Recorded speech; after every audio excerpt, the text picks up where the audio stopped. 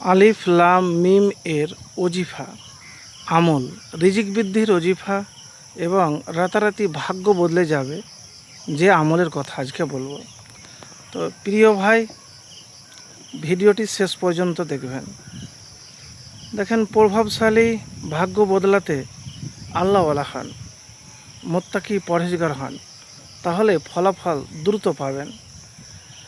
আলিফ লাম মিম এটি সূরা আল ইমরানের প্রথম আয়াত এবং আয়াতুল কুরসির অংশ।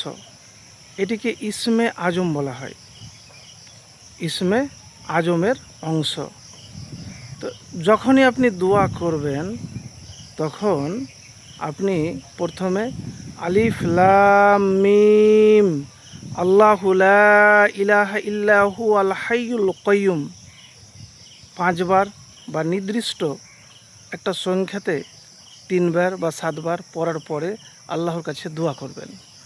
আল্লাহর কাছে দোয়া করবেন। দোয়া করতে কিন্তু মিস করবেন না।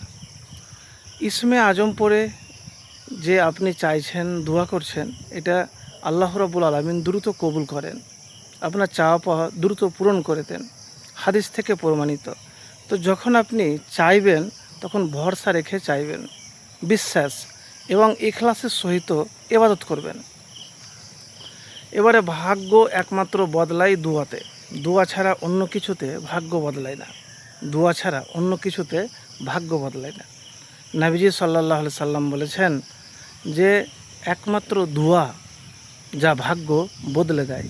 তো দোয়া করতে থাকবেন, দোয়া বাদ দিবেন না, হতাশ বা নিরাশ হবেন না।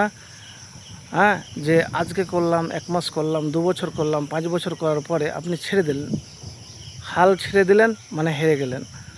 তো এতটুকুন বলবো ভাই, যে রাতারাতি ভাগ্য বদলে যাবে, নিয়মিত দোয়া করা আপনি বাদ দিবেন না, দোয়া করা বাদ দিবেন না। তো প্রিয় ভাই, একবার এভাবে আমল করে দেখুন, ইনশাল্লাহ ফলাফল পাবেন।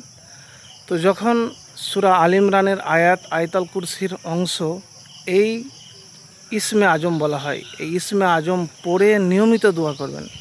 এর নির্দিষ্ট সময়, হয়তো গভীর রাত্রে বা আজান ও ইকামতের মধ্যে বা নামাজের সালাম ফেরানোর পরে একটা সময় বেছে নেবেন।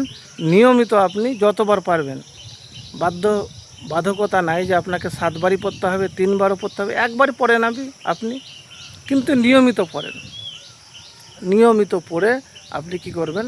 দোয়া করবেন যে আল্লাহ, আমার অভাব আছে, অভাব দূর হয় না, অনেক পরিশ্রম করছি, চেষ্টা করছি, তবুও যেন আমার রিজিকের দরজা বন্ধ, আল্লাহ তুমি আমার রিজিকের দরজা খুলে দাও।